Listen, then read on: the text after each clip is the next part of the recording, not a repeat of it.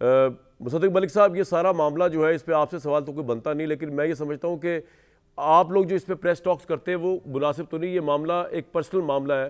پاکستان کی عوام ضرور سوال کرتی ہے، لیکن آپ لوگوں کے اپنے بڑے معاملات الجھے ہوئے ہیں ڈفرینٹ قسم کے کیسز میں. آپ لوگوں کو چاہیے کہ اس طرح کی پریس ٹاکس کریں اس طرح کے معاملے میں، خواہ عدت کا معاملہ ہے یا کوئی اور معاملہ ہے عمران صاحب کا یا مانیکا صاحب کے انٹرویوز ہیں. دیکھیے، عدت کا معاملہ جو ہے وہ عمران خان صاحب اور ان کی زوجہ کے درمیان ہے، اور میں نے تو اس کے اوپر آج تک کوئی تبصرہ نہیں کیا. اس وجہ سے میں آج بھی یہی کہوں گا کہ یہ معاملہ دینی معاملہ ہے. عدت کے درمیان میں شادی کرنی چاہیے نہیں کرنی چاہیے، شادی کی نہیں کی، یہ فیصلہ یہاں تو دنیا ختم نہیں ہو جانی، آخرت بھی ہے. تو یہ فیصلہ تو اور اس کا حساب کتاب تو اللہ کے حضور. ایکچولی میں آپ سے ایگری نہیں کرتا، میں آپ سے I don't agree with you actually, کیونکہ معاملہ یہ شرعی تو ہوگا.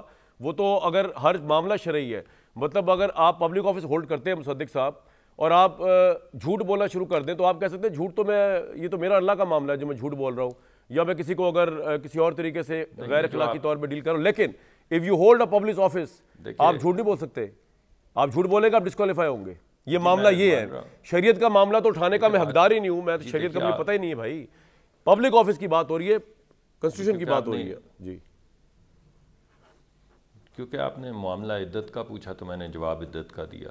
اب اگر آپ یہ کہیں کہ انڈر اوتھ کوئی غلط بیانی کر رہا ہے یا جھوٹ بول رہا ہے، تو جو سٹینڈرڈ باقی سب لوگوں کے اوپر لگایا گیا ہے، یعنی یہ وہ ملک ہے جہاں پہ میاں نواز شریف کو اس معاملے پہ ساری زندگی کے لیے ڈسکوالیفائی کر دیا گیا کہ انہوں نے اپنے بیٹے سے تنخواہ لے سکتے تھے.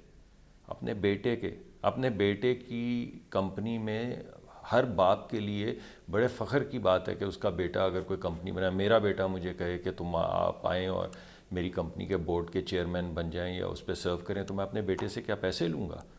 اور اس بات پہ ڈسکوالیفائی کر دیا کہ آپ اپنے بیٹے کی کمپنی کے بورڈ پہ تھے لیکن آپ نے اپنے بیٹے سے پیسے ریلیف بھی تو مل رہا ہے سر، اور اس وجہ سے ساری زندگی کے لیے. تو وہی دیکھیے لیکن یہ 24 سال میں کتنے ریلیفز کا ذکر کریں گے؟ 24 سال میں ایک الیکشن لڑنے کی اجازت دی گئی، 2002 میں باہر، 2008 میں باہر، 2018 میں باہر. اور صرف میاں نواز شریف کی بات نہیں ہے یہ.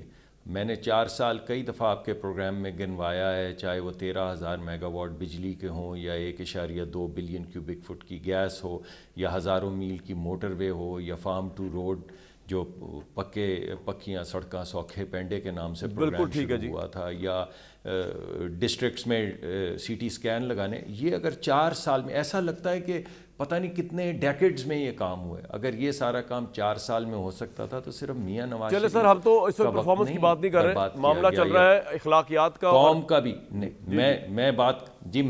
یہ کہہ رہا ہوں کہ جو سٹینڈرڈ میاں نواز شریف کے اوپر لگایا گیا ہے یا جو سٹینڈرڈ لگایا گیا مریم نواز صاحبہ پہ کہ ان کے وکیل نے ایک فونٹ ڈاؤن لوڈ کیا جو اویلیبل تھا لیکن مائکروسافٹ کا یہ تو بڑی پرانی بات ہوگی. اب آپ یہ بار بار نہ کہا کریں، میری بات سنیں، وہی سٹینڈرڈ لگانا پڑے گا. آپ یہ بار بار نہ کریں کہ وہی سٹینڈرڈ نواز شریف والا لگانا چاہیے دوسروں پہ، کیونکہ پھر لوگ پلٹ کے یہ جواب دیں گے کہ جو سٹینڈرڈ ریلیف کا نواز شریف کے لیے سیٹ ہوا ہے، نواز شریف صاحب کے لیے، وہی باقیوں کو ملنا چاہیے. اس میں میں آتا ہوں دوبارہ